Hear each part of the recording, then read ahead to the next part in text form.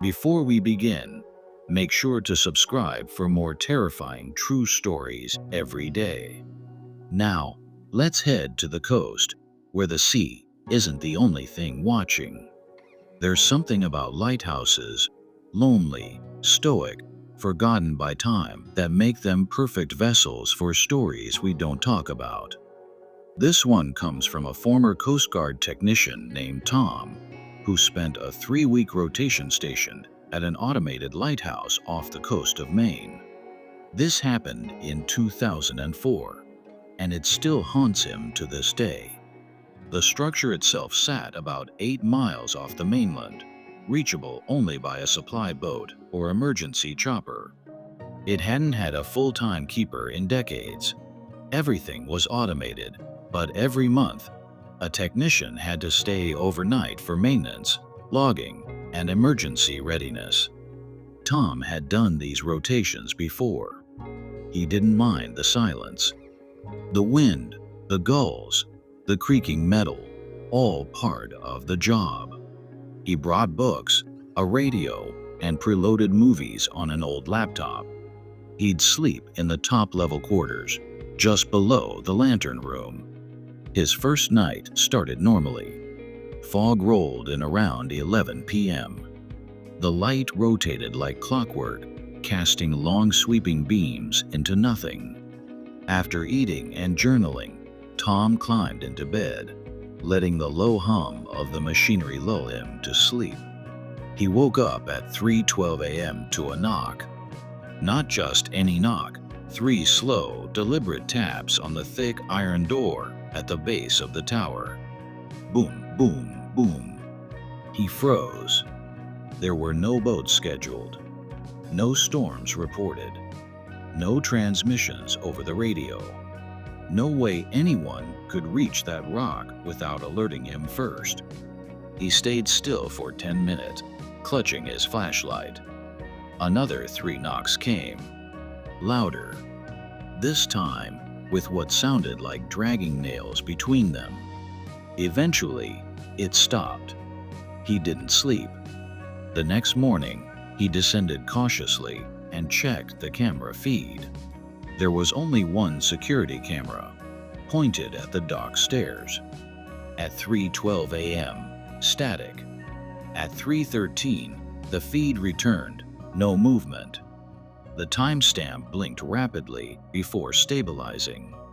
Tom filed it under weather interference, even though the fog had cleared. Still, it bothered him. The second night, he bolted the door shut. At 2:47 a.m., he heard footsteps above him. This was impossible. No one could get into the upper lantern room except from inside, and he was the only one there. He grabbed his flashlight and headed up the spiral staircase. Step by step, each creak echoed louder than it should have. He pushed the lantern room door open and found it empty. But something was off. The light wasn't rotating. Now, this was serious. A stopped lantern meant potential disaster for nearby ships. Tom checked the control box.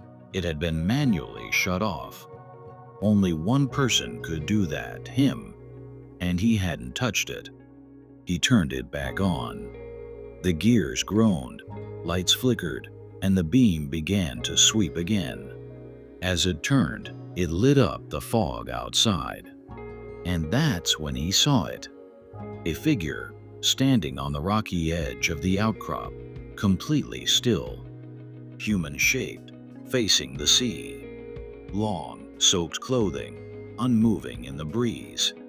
He blinked, wiped the window, and looked again. Gone. He searched the entire exterior the next morning. No footprints.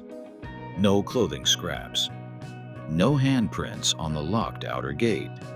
He radioed his mainland contact to report strange occurrences.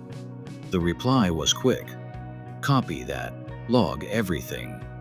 But don't leave early unless it's a security breach. He stayed. The third night is when he finally broke.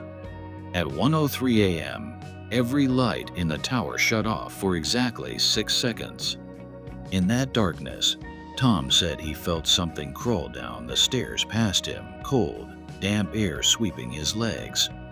He heard something breathe.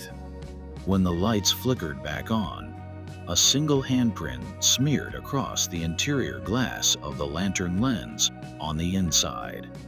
He didn't sleep the rest of the rotation, just sat by the bolted door, flashlight ready, radio on, watching the camera feed flicker with static every night around the same hour. When his relief finally arrived, Tom didn't say much. He filed the logs, caught the boat, and never volunteered again. The following technician found nothing unusual, no handprints, no malfunctions, no sign of the figure. But here's the thing. 2 months later, during a storm, a cargo ship nearly ran aground near that same lighthouse. Their report said the beacon light had stopped spinning again, just for a few minutes. Just long enough for the captain to catch a glimpse of something on the rocks below, waving.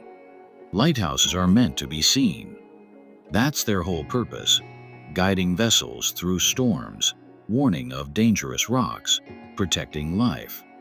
But in 1997, a fishing vessel out of Nova Scotia reported seeing a lighthouse beacon flashing from a craggy cliff near Elk Harbor, a place no functioning lighthouse had existed in over 60 years. They weren't the only ones. For weeks, mariners traveling that fog-choked stretch of water radioed in reports of a pale, blinking light coming from the cliffs, always just before the coastline turned deadly. Several even claimed it saved their lives. The Coast Guard was baffled. No operational light tower existed in that area on any record. Eventually, a 3-man investigation team was sent out. A lead inspector named Harris, a technician named Dwayne, and a junior assistant named Alex, who had only been on the job a few months. They expected to find a natural light source or maybe kids playing with high-powered torches. Instead, they found a narrow, overgrown path winding along the cliffside, barely wide enough to walk on. At the top sat the remains of an old lighthouse, its top structure half collapsed, the railing rusted through, and the stairs to the lantern chamber destroyed. But here's the impossible part. The lens was intact and warm to the touch. They examined the electrics. No cables, no power, no signs of life. And yet, the lens wasn't cold. Something had powered it. Dwayne, the technician, took photos of the mechanism. He found soot and fresh dust patterns, as if the lens had rotated recently. But that couldn't be. There wasn't even a floor beneath the lantern housing, just broken beams and open sky. Alex swore he saw it blink. Not a glint from the sun, an actual rotation of the light while they stood there. They radioed in their findings. HQ told them to secure the site and return the next day with a full team. But Harris, curious, experienced, and skeptical, insisted they stay overnight to observe. Against protocol, they set up camp just down the slope within visual range. That night, just after 2:30 a.m., the lighthouse came alive. Not just the lens. The entire tower seemed to shimmer.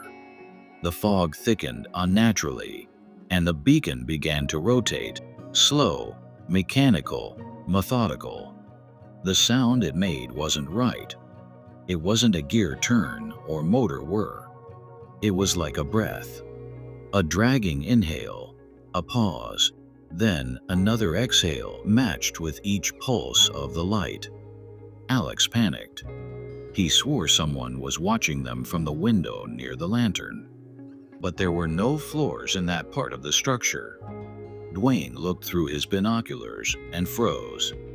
He described seeing a silhouette tall, too thin, head tilted sideways, peering directly down at them. It didn't move. It didn't blink. But when the beam passed over them again, the figure was gone, and a fresh footprint now showed in the moss behind their camp.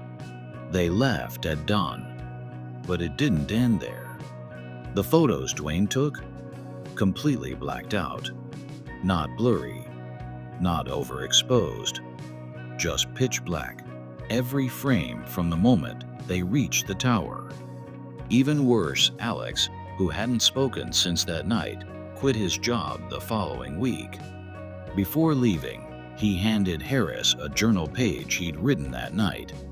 The final entry read, "It wasn't warning ships. It wasn't guiding anyone. That light was looking for something, and I think it found us." Within months, the path to that cliff eroded entirely after a storm. The lighthouse became inaccessible. Local authorities declared the light an optical illusion caused by atmospheric interference. Except, ships kept seeing it.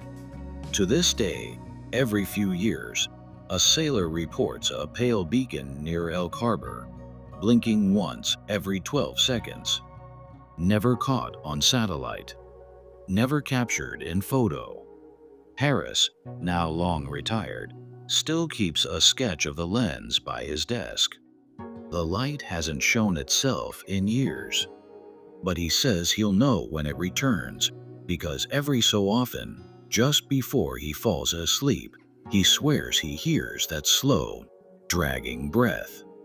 Some stories are so strange, so stubbornly unexplainable, they cling to the edge of official history, filed away in dusty archives, never resolved, never publicly addressed. This one is still whispered among retired maritime officers. The following events occurred in 1986 in the waters off the Pacific Northwest. It centers on an abandoned lighthouse known by its designation, Station 34. Station 34 was decommissioned in 1974 after decades of mechanical failures, brutal weather damage, and a bizarre string of disappearances. The final keeper, a man named Dwight Halbud, vanished during his post in January of that year. His logbook ended mid-sentence. When a replacement was flown in 2 days later, they found the light extinguished, coffee still warm, and no sign of Halbud, just one strange detail. Every clock in the lighthouse was frozen at 3:03 a.m. Following Halbud's disappearance, the station was sealed. The light was turned off for good. No one was assigned to it again. Until 12 years later, when Station 34 started broadcasting again. It was 3:03 a.m. on February 9, 1986, when the U.S. Coast Guard Monitoring Center in Seattle picked up an automated distress signal. Old Morse code. Faint, but unmistakable. It came from the exact coordinates of Station 34. The message, decoded later, repeated just one phrase. Request immediate relief. Isolation breach. Repeat. Isolation breach. Confused and assuming it was a glitch or prank, officials sent a crew out at dawn to verify. The lighthouse was, indeed, still abandoned. No new power sources, no recent landings, no sign anyone had been inside. But the message repeated the following night. Same time, same words, always at 3:03 a.m. A team of 4 was ordered to investigate. Radio engineer Paul McGillis, lighthouse historian Mara Velt, and 2 security officers. They landed just before sunset. Everything appeared undisturbed. Dust, corrosion, bird droppings, and rusted lock mechanisms confirmed what they already knew. No one had entered in years, but they stayed. Mara descended into the radio room around 2:45 a.m. The plan was simple: record, observe, document. The moment the clock struck 3:03 a.m., the signal returned. But this time, it wasn't automated Morse. It was a voice. A man's voice, staticky but clear enough to hear. Request relief. Anyone there? I've breached isolation. Please respond. I didn't mean to let it in. The voice paused, then whispered something barely audible before the transmission cut out entirely. Mara played it back 3 times. Everyone heard it. It still watches from the mirror. Now fully alarmed, Paul examined the transmitter, shocked to find it wasn't connected to any live power source. The breaker to the entire communications room had been removed. The batteries were gone. The wiring was dust. They tried to radio back. No signal left the island.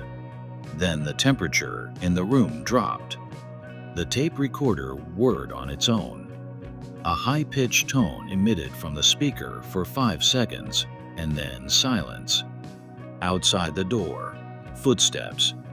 Heavy boots across the old tile floor. The team assumed the guards were checking on them until one of the security officers radioed in from the boat, confirming both were still outside.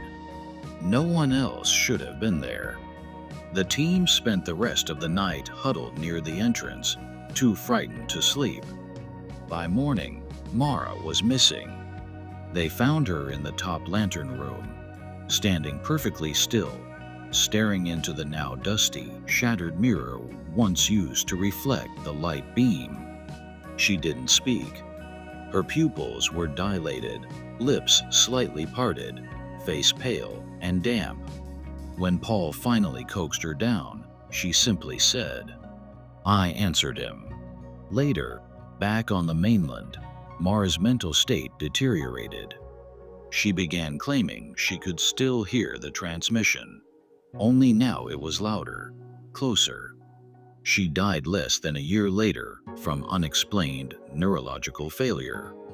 Before her passing, she sent a single letter to Paul with one line scribbled across the page.